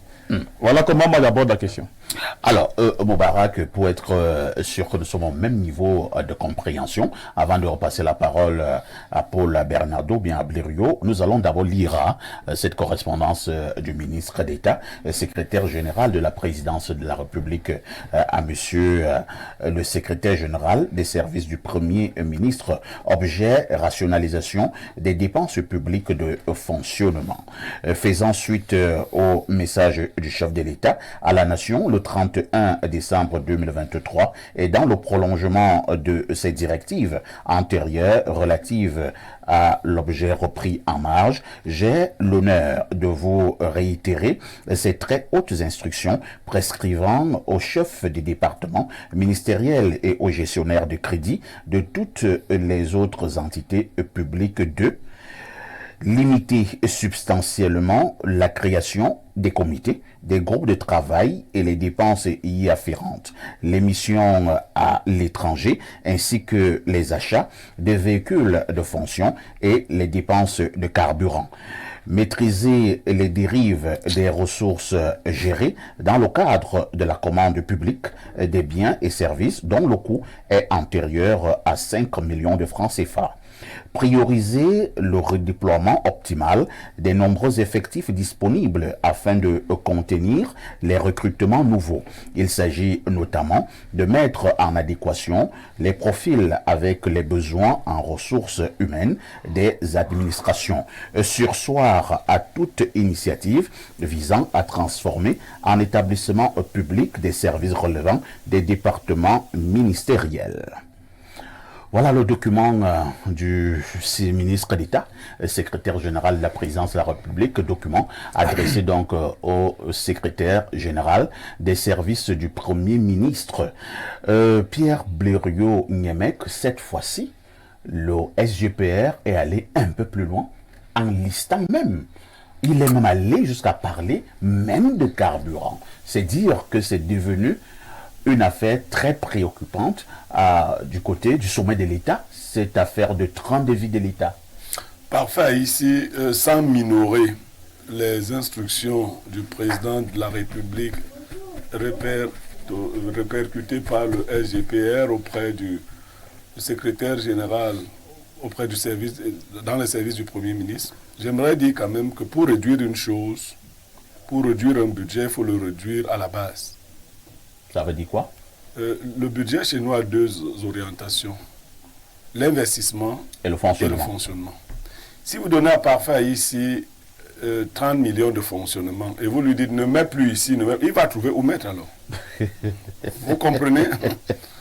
Il va trouver où mettre. Ce n'est pas l'ingéniosité de ces gens qui manquent. Et le fonctionnement, c'est ce qui nous pose problème. On utilise trop d'argent dans le fonctionnement. Et je vais vous dire que c'est même voulu. Vous savez pourquoi beaucoup de Camerounais se battent à devenir fonctionnaires? Non. Parce qu'un fonctionnaire ne compte pas sur son salaire, il compte sur le fonctionnement. Sur ses missions et autres. Et j'ai travaillé auprès de ces gens. Quand on commence à remplir les fiches pour les perdiens, vous voyez comment tout le monde est content. Ça fait l'affaire de tout le monde. Ça se bouscule. Ça se bouscule. Mais ça booste quand même le rendement. Bon, non, pas du tout. Pas du Ah tout. bon? Parfait, ici il y a une question. Et puis ça, c'est les services. Si tu sais que tu vas aller à un séminaire à Kribi et que tu auras les perdièmes de 200 000 francs, je me dis que tu vas donc bien travailler, tu seras motivé à la tâche. Et parfait, ici, vous voyez l'autre côté pervers de cette affaire. C'est que l'argent du fonctionnement reste en grande partie, sinon en totalité, dans les services centraux. Quand vous travaillez au ministère ou dans les services à Yaoundé, à Douala, Le service extérieur. non, quand vous êtes dans les services extérieurs, vous ne ressemblez pas à ceux qui travaillent dans ce même ministère. C'est-à-dire vous ne vous ressemblez pas. C'est pour cela que vous voyez tout le monde se bousculer pour travailler dans Dans les services centraux. Donc, ce qu'il faut, c'est plus de justice sociale. Il faut réduire de manière réelle le train de vie de l'État. Les départements ministériels et autres gestionnaires de budget n'ont pas besoin de tant d'argent. Ils en ont trop, parfois ici. Les ministres ont trop d'argent au Cameroun. Ah bon? C'est une information. Mais ça dérange même. Ces gens ont trop il faut réduire leur argent à la base. Il faut leur donner peut-être le tiers de ce qu'ils ont aujourd'hui. Et prendre cet argent pour le réorienter vers les investissements. Et il faut que les investissements soient suivis. Parce qu'en même temps, quand on parle même d'investissement, c'est des gens encore qui ont créé des sociétés, écrans et autres, les amis des franquistes. Alors, vous voyez, c'est encore ça. Ils bouffent tout le fonctionnement, ils bouffent aussi l'investissement. Finalement, on ne sait plus. Très bien. Paul Yombo, nous en parlons. Le président de la République, le 31 décembre dernier, vous étiez d'ailleurs sur ce plateau, a justement évoqué ce problème de train de vie de l'État. Et quand le président de la République le dit, on dira quand même que ce n'est pas la première fois que le président de la République s'insurge contre cette manière de faire et de fonctionner de ces fonctionnaires, excusez l'expression. Mais qu'est-ce qui est réellement fait? Après le discours, que faisons-nous? Le SGPR a également envoyé une correspondance sur très haute instruction. Quand vous regardez ces ministres, ces DG et tous ceux qui gèrent le portefeuille de l'État, cette réduction est-elle possible? Alors, j'ai 3 choses à dire. Allons-y. La première, c'est de comprendre le sentiment qu'il y a dans l'opinion publique, qu'il y a dans la société, que le train de vie de l'État est dispendieux, que les fonctionnaires, l'État du Cameroun dépense trop. Je comprends très bien cela. C'est lié au fait que les Camerounais ne ressentent pas dans leur vie de tous les jours les effets des politiques publiques. Ça, c'est une chose. Maintenant, une fois qu'on a dit cela, passons dans l'analyse de la réalité économique. Et là, l'analyse peut choquer et surprendre beaucoup de gens. La première des choses, c'est quoi? C'est quelle est la proportion des dépenses publiques du Cameroun par rapport au PIB. C'est ça l'indicateur qui est intéressant. Le Cameroun a une dépense moyenne par rapport au PIB qui est autour de 10% du PIB. Le PIB du Cameroun en 2021 était autour de 45 milliards de dollars. C'est à peu près 10% qui représente le budget de l'État. Dans l'histoire du Cameroun, l'année où le Cameroun a dépensé le moins de son histoire par rapport au PIB, c'est l'année 1982. En 1982, les dépenses publiques représentaient 8,84% du PIB. L'année où le Cameroun a dépensé le plus par rapport au PIB, c'est l'année 1966. Le PIB représentait les dépenses publiques représentaient 11,84% du PIB. Donc, vous voyez que la fourchette est assez tenue là, on est sur 3%. Maintenant, comment est-ce que le Cameroun se mesure à d'autres pays dans le monde? Ça, c'est peut-être une question intéressante. Un pays comme la France dépense 60% du PIB. Dépense publique, 60%, 6 fois plus que l'État du Cameroun. Un pays comme le Japon, on est à 32%. Un pays comme les États-Unis, on est à 54%. En réalité, l'État du Cameroun dépense trop peu. Maintenant, une fois qu'on a dit cela, je passe au troisième point. C'est quoi? C'est la qualité de la dépense, le problème. Vous avez évoqué le régime financier de l'État. Loi portant régime financier de l'État, loi de 2008, revue en 2018, le dernier régime financier de l'État date de 2018, qui repartit le budget de fonctionnement par rapport au budget d'investissement. En réalité, le souci, c'est que la dépense publique camerounaise n'est pas suffisamment instrumentale dans la transformation des conditions de vie des Camerounais. Et c'est pour cela qu'on oriente notre regard vers le train de vie de l'État. Mais la réalité, c'est que le train de vie de l'État du Cameroun n'est pas si dispendieux que ça. Ah bon? Oui, moi je suis... Avec ce que nous voyons, avec ces gros véhicules de plus de 100 millions de certains fonctionnaires, je suis d'autant mieux placé pour le dire que moi, avec ces colloques, ces séminaires, ces symposiums organisés, ces missions par moment bidons à l'étranger. Les fonctionnaires camerounais qui me regardent, qui sont dans leur bureau, sont des gens pauvres. Ce sont des gens qui n'ont pas un traitement financier, et là je parle de plus de 95% des fonctionnaires du Cameroun, leurs salaires sont des salaires de misère. Est-ce qu'ils vivent de la salaire? Leurs salaires sont des salaires de misère, et même les avantages sur lesquels on fantasme beaucoup ne sont pas si réels que vous l'imaginez. Oui. La majorité des fonctionnaires, et on parle des gens qui sont proches de vous et de moi, nos amis, nos collègues, moi-même. Je vous dis, les avantages qu'on imagine là ne sont pas des avantages les maisons que réels. Les fonctionnaires construisent dans nos quartiers. Vous parlez d'individus très spécifiques qui ne représentent rien par rapport à la proportion des fonctionnaires. Donc si on veut parler du train de vie de l'État, parce que l'exemple qui est pris pour parler du train de vie de l'État, pendant la revue de la presse, votre collaborateur a évoqué le nombre de ministres. Oui. Donc le nombre de ministres, c'est un indicateur qui est, disons, marginal par rapport au train de vie de l'État. Ça devrait être marginal. Parce que par rapport au budget de l'État, l'argent qu'on investit sur un ministre ou l'argent qu'un ministre utilise devrait être pour son cabinet, ça devrait être marginal. Le problème précisément au Cameroun, c'est que si on calcule le coefficient de Gini, c'est-à-dire que la proportion d'inégalité dans notre pays, on va tomber des nues. C'est-à-dire qu'il y a très peu d'individus qui concentrent une quantité de richesse scandaleuse. Mais poser le problème comme ça, ce n'est pas faire justice à la situation de l'État du Cameroun. C'est faire comme si l'argent que 500, 200, 300 ou trop 1000 personnes utilisent est en fait consommé par la totalité des fonctionnaires du Cameroun. Et parler du train de vie de l'État, on doit parler des individus qui ont 46 immeubles, qui ont 12 voitures, qui sont directeurs ici, directeurs là-bas, directeur général ici, PCA matin, midi, soir, et qui dépensent des milliards et des milliards. En tant que fonctionnaire, et je sais qu'ils m'écoutent, vous savez qu'on n'a pas ces conditions de vie-là. Donc, et rajouter à cela le fait qu'en fait même, le problème, ce n'est même pas le train de vie de l'État. L'État du Cameroun dépense très peu par rapport au PIB. Je vous ai donné les statistiques. Merci Paul Yomba. Bernardo Basson, Pierre Blériot, lui, l'a pensé faire simple. C'est-à-dire que le tout n'est pas d'envoyer des directives, mais il faut réduire ce train de vie à la base, en commençant au niveau justement du budget affecté, par exemple, au département ministériel. Si un département ministériel a eu l'habitude d'avoir entre 100 et 150 milliards, comme nous réduisons dans le train de vie de l'État, on lui affecte pour l'exercice à venir 45 milliards.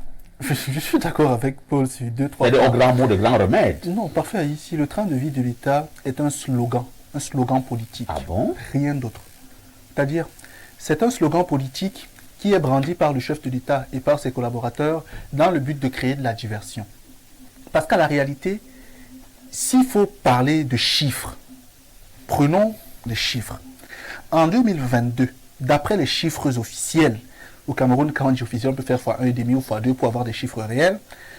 Notre administration publique a dépensé environ 736 milliards de francs CFA en termes de ce qu'on peut appeler des dépenses factices. Ça veut dire tout ce qui rentre dans les carburants, les lubrifiants, les missions, les séminaires, les colloques, les séminaires, les assurances, etc. On est à 736 milliards de francs CFA. En 2023. 2022, on est à 857 millions de francs CFA. 2021, on est à 830. 2020, on est à 1076 milliards de francs CFA. Vous voyez qu'on est toujours dans la fourchette entre 700 et 1000 milliards de francs CFA. Et au Cameroun, honnêtement, ça ne représente pas grand-chose. grand-chose. Surtout que cet argent, comme Paul l'a très bien dit, est affecté à un nœud restreint de personnes. Donc c'est un discours politique auquel il ne faut même pas faire attention. Si on veut vraiment le résoudre, c'est simple, on réduit le nombre de ministères.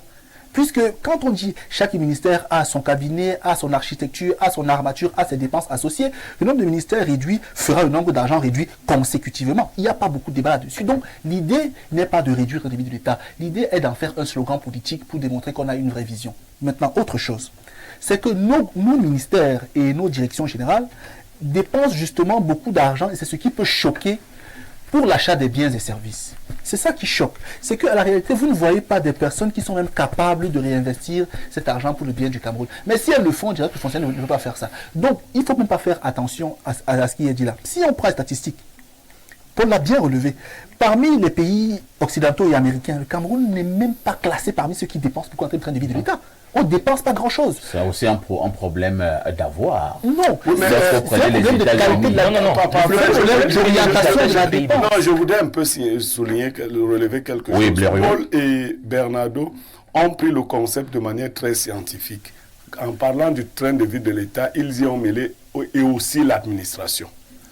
Si nous nous fondons simplement sur la missive du SGPR, elle ne concerne pas l'administration. Ah bon, monsieur? Non, la missive s'adresse à quelqu'un de précis. Mais c'est l'administration. Non.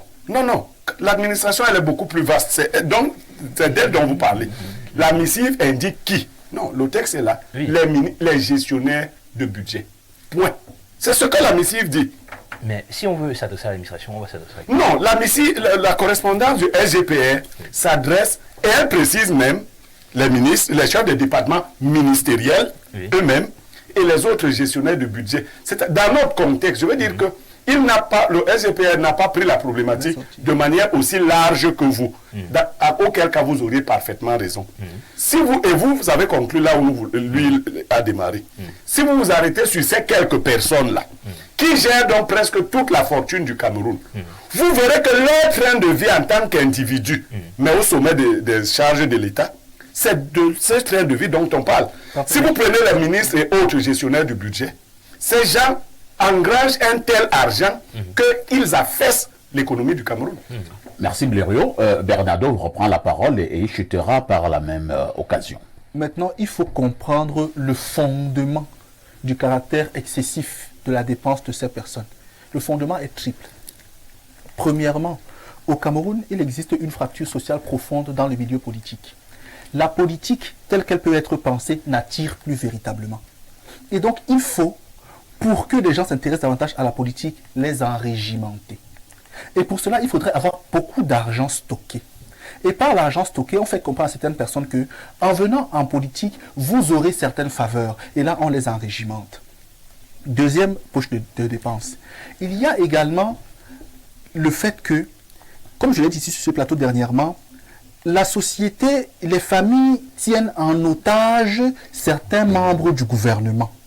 Les familles les tiennent de telle sorte que, même si Paul Biya décide aujourd'hui de dire que bon, j'ai beaucoup fait pour le Cameroun, je voudrais aller me reposer, certains lui diront, le père, si tu vas te reposer maintenant, nous on fait comment?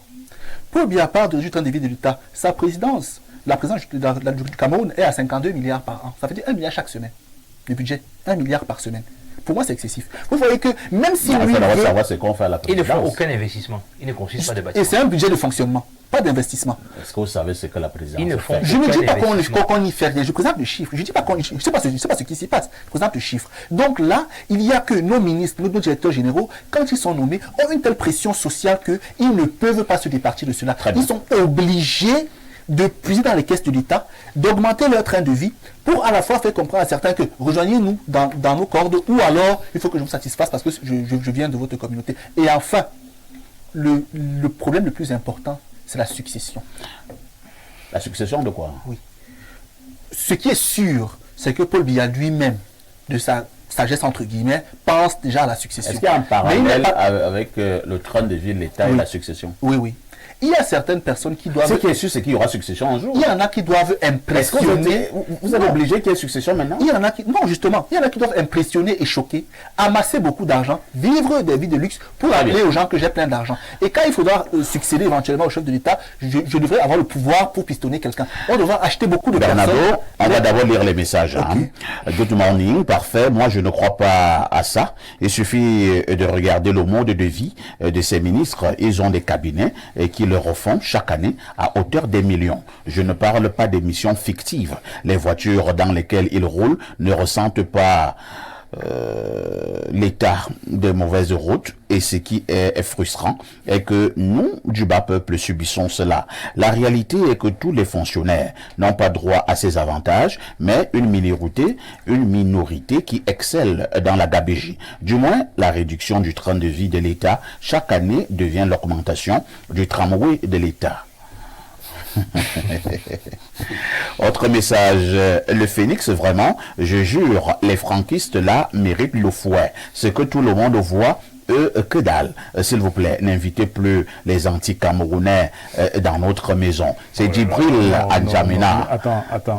J'ai refusé de porter les propos de Parfait. Ça ne veut pas pour autant dire que je dis qu'il n'y a pas d'exagération. Il faut bien qu'on soit situé. Le fait de ne pas partager, utiliser tes mots tels que tu les as dit, ne veut pas dire que j'adoube ce qui est en train d'être fait sur le terrain. Il faut qu'on se comprenne. Autre message ce matin, je vous amène au 226, c'est le pays des hommes intègres, le Burkina Faso. Salut le plateau, oui, Paul Nyomba, content de te revoir sur le plateau. Bonne année à toi. Parfait, ici, savez-vous pourquoi ces ministres ont plusieurs 4x4? D'abord, le premier V8 est immatriculé CA, et qui signifie corps administratif. Le second V8 immatriculé CE, c'est dit région du centre, et c'est le véhicule de fonction. Le troisième V8 immatriculé selon la région natale du ministre au directeur, et c'est le véhicule de famille, et tout ceci pour contourner une note venant de la présidence de la République interdisant les véhicules administratifs de se retrouver en campagne politique. Voilà pourquoi les ministres et directeurs utilisent ces immatriculations civiles pour contourner cette contrainte. Perfecto. Après l'adresse à la nation sur la question, vous avez vu comment lors de la présentation des vœux, le volume de champagne qui a coulé au palais, c'est Paul depuis Ouaga. La correspondance du SGP a été adressée aux membres du gouvernement. Il me semble que du côté du palais, il n'y a pas de membres du gouvernement là-bas. Ah bon, il y a des ministres pourtant. Est-ce qu'ils sont membres du gouvernement? Question. Ils sont membres de la présidence. Ministre chargé des missions, est-ce qu'il est membre du gouvernement? Question.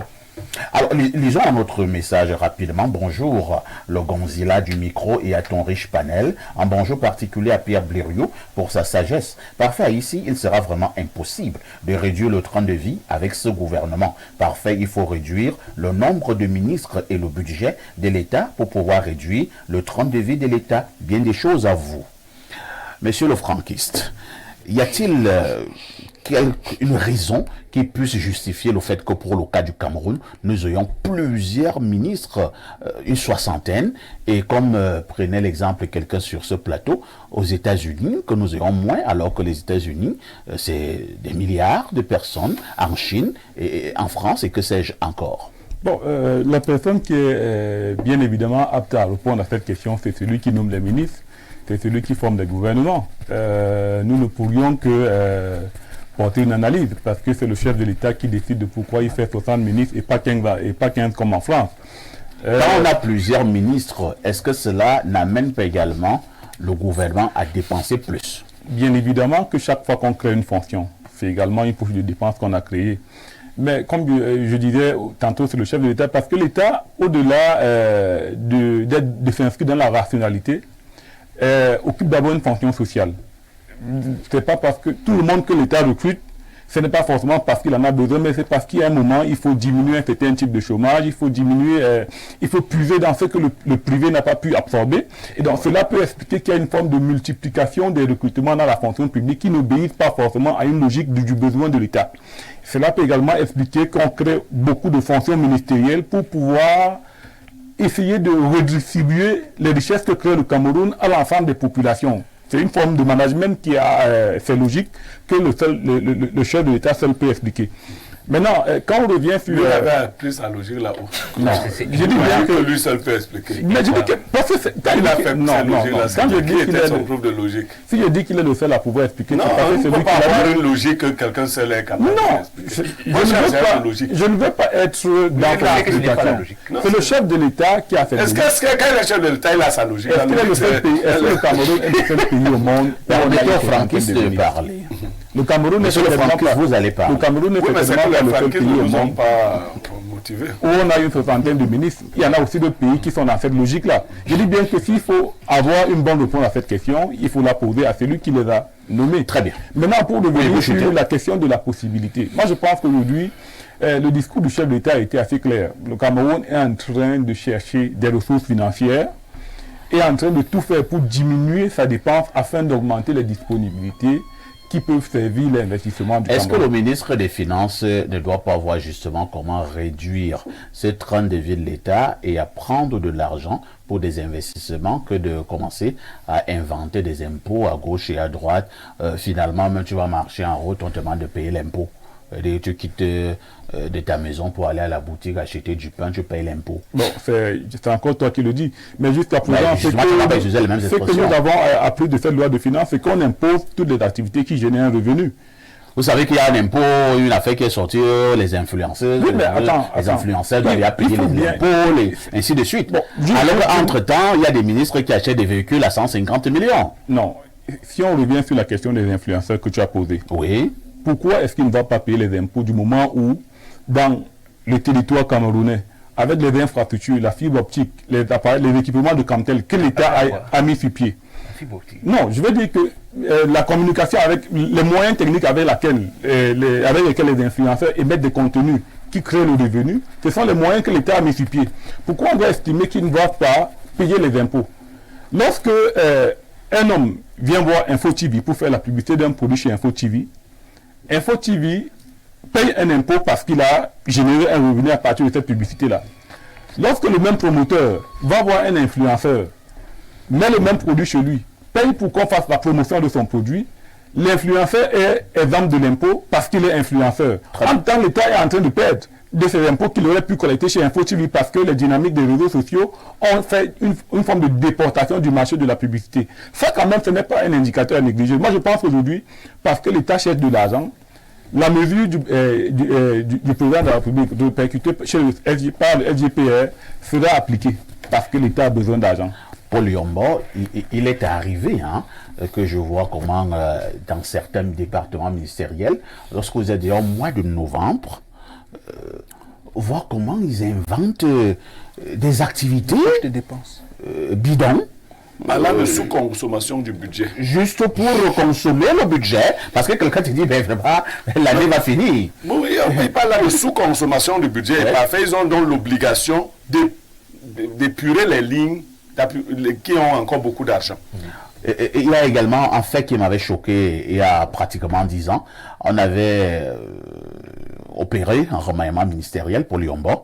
Je vais préférer taire le nom du ministre en question. Il est parti du gouvernement.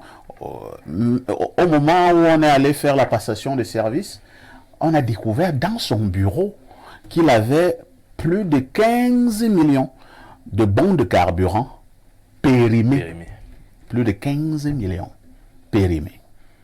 Bon, je vais prendre une page dans le cahier de M. Niemek, parce que je me forme aussi aux médias en étant à vos côtés, et l'exprimer simplement ma pensée. Si vous avez un enfant qui gagne 500 000 francs, et chaque mois il est endetté de 50 000, si vous lui donnez 1 million, chaque mois il sera endetté de 200 000 maintenant. C'est-à-dire que l'augmentation du revenu ne va pas l'alléger sa dette. Parce que son problème, ce n'est pas un problème de revenu, son problème, c'est un problème de gestion Des dépenses. des dépenses. Le problème de l'État du Cameroun, avant d'être un problème d'assiette fiscale, de levée de l'impôt, c'est un problème de gestion rationnelle de la dépense. Voilà le problème de fond qu'on a. On ne peut pas être dans un pays où, en amont, on a des stades de 1000 milliards, mais il n'y a pas de route, il n'y a pas d'école primaire. Donc vous comprenez que même dans la conception de la fonction de l'État, il y a un dévoiement de l'action publique au service d'intérêts politiciens. Monsieur le franquiste faisait prévaloir l'argument social, du rôle social de l'État, mais on a un État qui est profondément malade dès sa conception. Merci Paul Yombo. Oui, Bernardo, en fait. Justement, il sort par où je voulais entrer pour répondre à la question qui a été posée. La réduction de l'État au Cameroun est impossible. Elle est impossible parce que l'extension du champ ministériel et des fonctions créées répond simplement à un besoin politique, à un besoin d'extension de la représentation politique pour s'assurer une base électorale plus profonde. Si par exemple les Bassas de Ngamé n'avaient pas été représentés jusqu'ici et on sait que c'est une base électorale intéressante, on va fabriquer un poste pour leur donner, quitte à étendre le gouvernement, à étendre les poches de dépenses parce qu'il faut s'assurer cette électorale-là. C'est simple. Donc, pourquoi tu ne vois pas cela comme une fonction sociale? Simplement parce que les répercussions sur le terrain n'existent pas. Ça veut donc dire que l'objectif n'est pas social. Et parce que ce n'est même pas la philosophie de l'État. C'est-à-dire que si vous lisez la l'État camerounais ne pense pas à résorber les problèmes des populations. Dans la FNDI, il est dit que lorsqu'on multiplie les fonctions ministérielles, c'est pour des bases politiques. C'est pour cela. Moubarak, tu vois bien. Ce n'est pas une fonction sociale. Est-ce que on a écrit là-bas que c'est pour s'assurer un électorat? Moubarak, on n'est pas fou, on observe. Non. On a chez nous un secrétaire d'État en charge des routes, tu vois, du côté de Ngambé chez nous, Hans Nietam. Il n'y a pas une route chez nous. Ça veut dire que l'objectif était seulement de s'assurer un électorat. Et quand il a perdu en Gambé, on l'a enlevé du gouvernement. Lorsqu'on nomme un secrétaire d'État, ça veut dire qu'il travaille pour Gambé ou pour le Cameroun. Non, il faut être sérieux. Lisons quelques messages une fois de plus. Salut Perfecto, si je comprends bien, nous sommes encore au 213, l'Algérie. Si je comprends bien, le franquiste, il veut nous faire croire que même Franck Biya est contre la manière dont le régime en place gère le pays. Si la réponse est oui, alors ça signifie que Franck Biya condamne la manière dont le RDPC gère le pays. Et si la réponse c'est non, ça signifie que Franck Biya va assurer la continuité du régime en place. Ça, c'est un monsieur qui ne comprend pas très bien. Il n'y a pas une seule personne au Cameroun. Il n'y a pas une seule personne au Cameroun qui est d'accord avec le fonctionnement du Cameroun. Même le président de la République, je vous le dis, vous écoutez le président de la République, c'est le premier critique. Tout le monde en privé est contre ce qui se passe. Le problème, c'est qu'il y a comme une sorte de sort psychologique qui nous prend tous et qui nous frappe. C'est un problème systémique. Mais en privé, personne n'est d'accord avec ça. De ce qu'il appelle la zombification. Monsieur Aïssi, je vous assure que cette affaire des réductions de train de vie de l'État est une action titanesque, sinon impossible. Et si jamais le chef de l'État est résolu à le faire, qu'il s'attende. Qui s'attendent à pire, car nos fonctionnaires et hauts fonctionnaires ne manqueront pas d'ingéniosité pour maintenir leur niveau de vie, suivez mon regard. Toutefois, pour ne pas être défaitiste, pour la bonne réalisation de ce tour de force, que le chef de l'État instaure des règles rigides d'administration qui reposent sur un suivi rigoureux de cette réduction. En outre, qu'il pense aussi à réduire le nombre de ministères et même, pourquoi pas, nommer de nouvelles personnes. C'est Valentin Oum, depuis Douala, qui a envoyé le message. Pierre Blériot, au finish, qu'est-ce que nous retenons? Bernardo pense que c'est juste un slogan. Paul Yombo est dubitatif. Le franquiste pense que c'est possible. Et vous? Non, l'objectif n'a pas été fixé dès le départ. Les mauvaises habitudes ont la peau dure. Ce n'est plus ceux qui ont créé ce système qui peuvent le faire tomber. Un téléspectateur vous a dit les fonctionnaires camerounais des administrations centrales sont très ingénieux. L'État actuel est démodé. L'administration va plus vite que l'État. C'est-à-dire que quand l'État va même indiquer des choses, des fonctionnaires, on a trop de solutions. Quand les fonctionnaires camerounais veulent voler de l'argent, l'État... Mais c'est eux-mêmes qui conçoivent. Non, ils ont conçu tellement de choses que ceux qui sont là ne peuvent même pas... Qui a lettre aussi avant que vous êtes tellement pessimiste. Non, c'est pas du pessimisme, c'est du réel. Ils se moquent même de nous. Que le président de la République a dit qu'il fallait réduire le train de vie de l'État et quelques jours plus tard, le SGP a envoyé une correspondance et vous pensez que c'est la blague? Je vais vous donner une petite image. Oui. Parfait, ici. Quand on avait dit que les fonctionnaires ne devaient pas faire d'activité commerciale, oui, ils ont créé les sociétés écrans. Et des prêtres, non. Bon, donc, ils n'ont plus de société et ils ne font plus les affaires. Pour le cas du train de vie de l'État, je pense que la méthode a déjà été Donc, bloquée aussi. Non, ils vont donc prendre le tramway, quelqu'un vous l'a dit. C'est ce qu'il fallait dire globalement ce matin. Merci à Moubarak du mouvement franquiste. Merci également à Paul Yombo qui était là ce matin. Bien des choses à Pierre Blériot. Merci également à Bernardo. Ne ratez surtout pas le journal de la mi-journée. C'est dans exactement 8 minutes ce soir. Comme d'habitude, la rediffusion de votre programme, c'est à partir de 22h30. Avec tout ceci, que faites-vous encore ailleurs?